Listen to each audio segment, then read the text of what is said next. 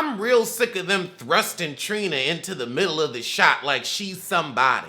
So April and teeny little Fizzle Pop are getting today's games together, from tug of war to potato sack races. So now Trick Daddy gets awoken by Joy. And I think they just milking this plot line so they could get a free wedding. He said, I know you ain't waking me up when you've been waking up at 2 p.m. since I've known you. Oh, Lord. Trick's son is looking at Carly Red's daughter, too. Ugh.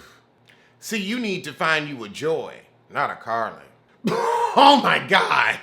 Trick's son said, oh, well, I like older women anyway. This more my speed. He said, you don't want no buzzard.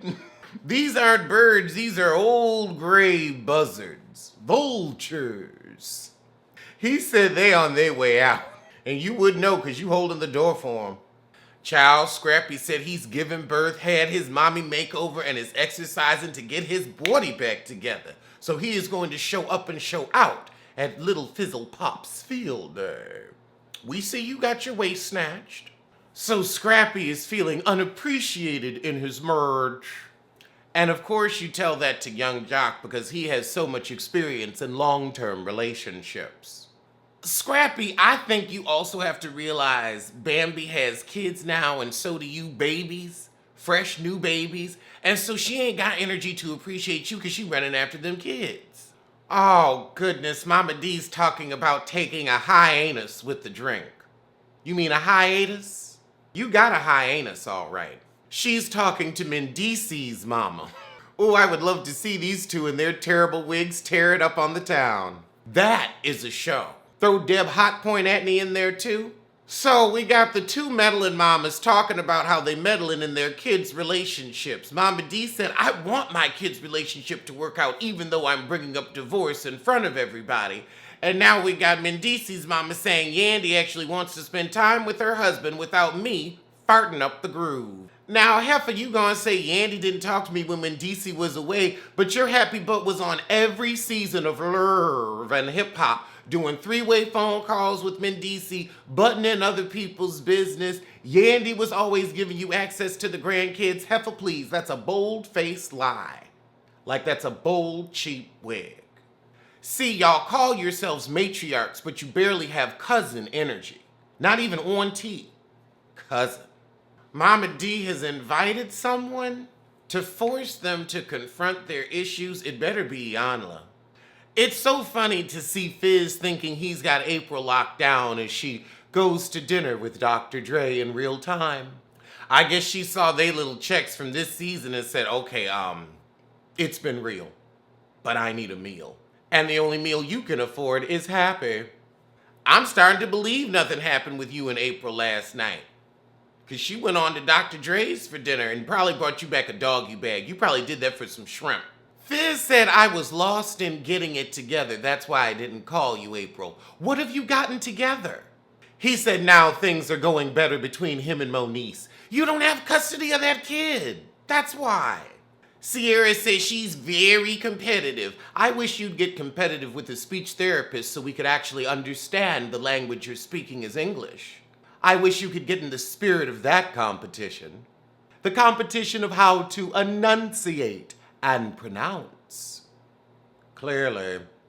Why do all the men on the green team look like they're pregnant with boys? Because they're carrying low and in front.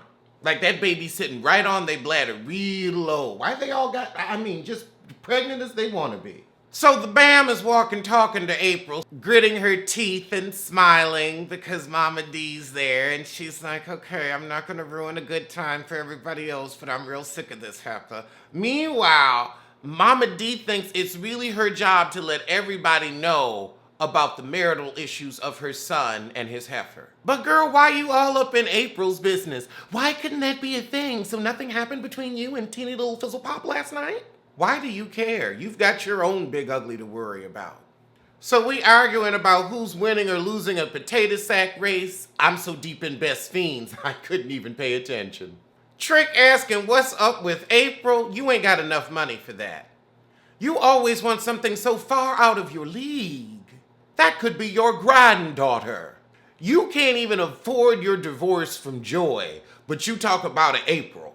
So the purple team wins again amongst cheating allegations. Y'all acting like Mona's going to give you an extra chicken gift card. Well, darling, you're in Arizona and there's no Kennedy Fried. Not Kentucky. Kennedy. Why is Erica Dixon here? Nobody wants to look at her. You know what? I'm going to give you the same reaction she gave Mimi. I am disgusted. Somebody better tell her about herself because I'm going to hurt her feelings. Bambi's like, Scrappy, come here. Come here. Come here. I'm not beckoning. My hand is trembling because I'm going to beat your mom's ass. So Bambi goes up to Erica and she's like, look, anything I said in the past, can we quash it? I just want us to be on our grown woman. I have no issue with you. Erica was on the same. She's like, you fine. You are fine. My issue is with the fish-eyed. You know, we got fish-eyed Yandy, and now that I think about it, Scrappy got a little bit of that trout-eye too. But I'm glad they ain't gonna get into it. I honestly would rather see both of them get on Heffa D. That's what we need. We need to meddle with the meddlers.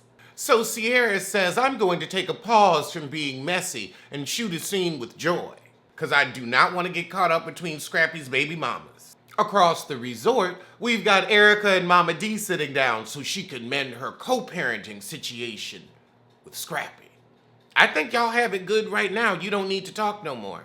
So Mama D starts bringing up Scrappy's marital issues, and Erica's like, I don't care. Me and Bambi squashed up. We ain't even gonna have that conversation. Bambi is down for Scrappy talking to Erica. Scrappy isn't. Scrappy's like, no, we don't mix well. And I think that's really what it is. Y'all don't mix well. It's too much stuff in the past. Too many child support court orders, like Erica said. Too much back and forth, broken engagement, cheat-tay-tay, where y'all just need to move on. And no, you can't really co-parent together because y'all are just too toxic to deal with. You've got too much healing to do. So now we got Carly's daughter talking to Trick and Jock's son. I see already they're trying to set up the next generation for love and hip-hop. We don't give a crap. Carly Red's daughter threw her mama under the bus. She said, my grandmama raised me. She was more of a sister. I'm sure she lied and told people you were her sister so people would think she was young. That's what buzzards do. Girl, Paris come over like trying to be somebody's auntie. No, honey, you just don't fit in with this group. I don't know why they brought you. They should have left you at home. Carly Red's daughter flirting with everybody. Now she's going to have a talk with Ray J. The bird doesn't fall far from the nest. She likes older guys. I'm sure she likes older guys. She thought her mama was her sister. Oh, she wants a Bruce Willis, so she's looking for stability. We've got an Ashley Darby on our hands. And when you think about it, they mamas is real similar. Oh, I like how Scrappy called production. He said, we ain't gonna talk about Erica's because we talking about her than my own wife. I'm not going to allow you to start the narrative. Oh, all right. He said, I'm not new to this, I'm true to this. That's what I'm talking about. Oh, another good gag. Find whoever she's with, whoever she just had them new twins with, and they can talk about her the whole time. I'm not doing it. And just because my mama was idiot enough to go along with this and you plied her with alcohol, because you know Mama D ain't supposed to be drinking, but they said, look, we'll slip you a little something if you call Erica. Now, Erica, you dropped your babies off, your newborn twins. I guess they're with the father. We don't know. We've never seen the father.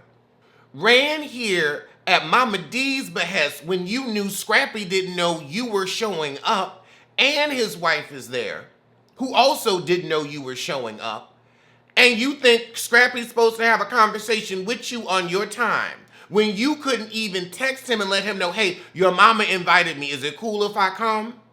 Everything's supposed to happen on your time, though. Not Scrappy's time, because he was blindsided by this. See, Heifer, that's why I don't support you. That's why I'm like, yeah, y'all don't need to talk, because you went along with the foolishness, too, but kept your own relationship hidden behind closed doors. You ain't shit, you ain't shit, you ain't shit. Girl, you ain't shit.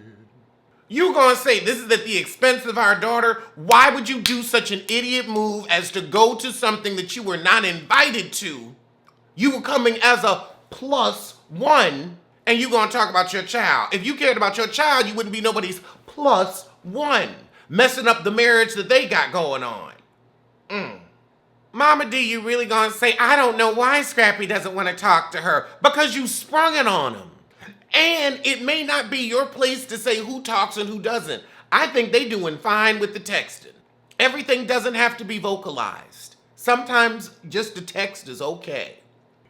Amani about to be 16. That girl grown. You are done with the co-parenting portion. Yeah, all y'all need to do is text. And Erica, I mean, you just child support, child support, child support, child support, child support, child support, child support, child support. So I don't know what you were going to talk about in 2 years when you don't have child support to bring up. You just brought it up on this episode. You weren't here for 10 minutes and you brought up child support. What are you going to do when you are no longer entitled? Well, I guess that's why you had them new babies. Just in the nick of time, gonna save your own dime. The money was about to run out, so you put some more babies in line, playing with the Queen of Hearts. Mama D, he is not messy. It's not sweeping things under the rug. He's dealing with it in his house. So, child, that was the episode. I mean, it's trifling. There are no other redeeming qualities. How is trifling redeemable? Because it may be lousy, but at least it's familiar. I'm Alexander Diane Rodgers, and I tried to make the best of it. That's all we can do. I watched 911 yesterday, and I was like, I'm fast forwarding through the episode normally this gives. But apparently, we just gonna talk about it for a second. Buck had a brother that died right when he was born, and so the family just hid it from him and never said anything and never talked about the dead brother. And so that was the big family secret and why his parents was distant. I thought it was gonna be Maddie was his actual mom. That's what I thought it was gonna be. And then when it wasn't that, I was like, oh, well, that doesn't make any sense. Or maybe the parents weren't really the parents. They were like the aunt or something. I don't know, but that was a stupid secret. I expected more from 911.